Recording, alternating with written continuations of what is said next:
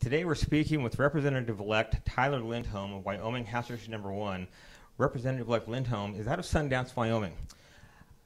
Tyler, you are working on House Bill 004, which is the intentionally opening offense resolution for Wyoming, House Bill 008, landowner identification, and then Senate File 004, dry bean research. Explain to me what committee you're on with regards to working on these bills and what each of them mean. Sure. So, Pat, all of those bills are being sponsored by the Joint Interim Committee on Agriculture, and I was just appointed to that committee. So that committee is going to first meet the two House bills. We'll see those in the House Agriculture Committee before they ever meet the floor. One of those bills, right off the bat, intentionally leaving open a fence. It's one of those things that everybody in agriculture can get on board with. We don't want anybody opening our fence, and the bill's aimed specifically at those that would graze, open up our gates and graze their animals on our land. And everybody can get on board with that. The problem with the bill and where we run into issues on it is the fact that we've already got laws in place to protect against that.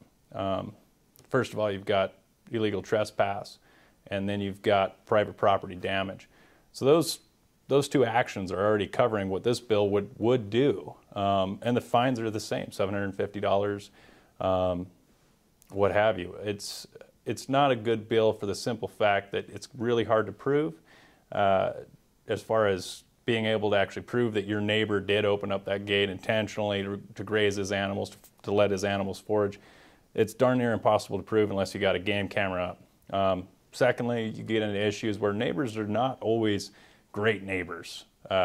Sometimes, you've got long-running family feuds, or they just don't like each other for whatever reason.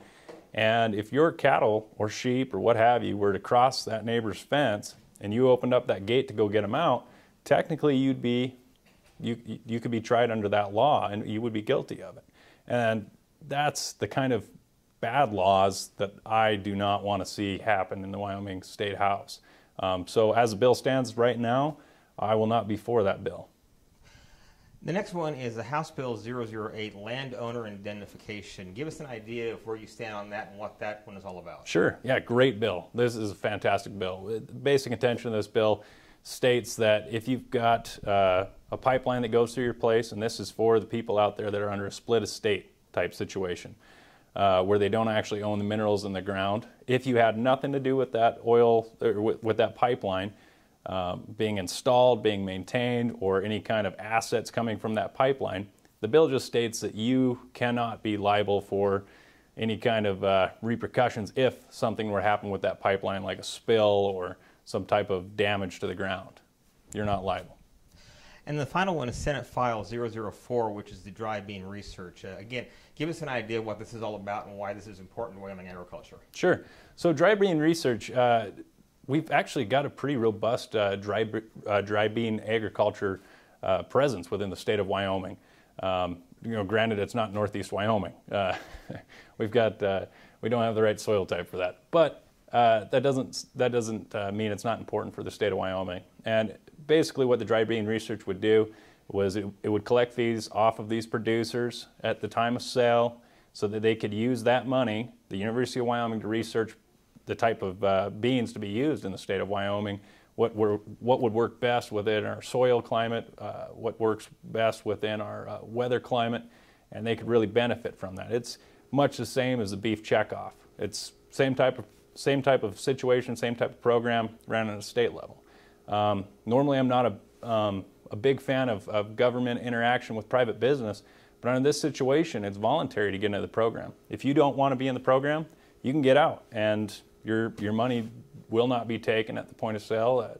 It's strictly voluntary, and I'd be pretty surprised if there's a lot of people that backed out of the program. I mean, this is good information they can get from the University of Wyoming. It's really can help with agriculture production, and you might see dry beans become a bigger thing in the state of Wyoming. Well, very good. We thank you on that. And when does the legislative session for 2015 start for Wyoming? Sure. The swearing-in ceremonies, and it starts January 13th as the general kickoff date. Not much is going to be done that day besides swearing in and ceremonies, what have you. But the real business of the floor starts right after the State of the State address, and that's on the 14th. And that's when we convene. As you know, this is our general session this year in the state of Wyoming, so that means it's a 40-day session, and that's a constitutional aspect. There's only 60 days allowed for the legislature to sit in the state of Wyoming other than special sessions. So those 60 days, we got to split between 2 years.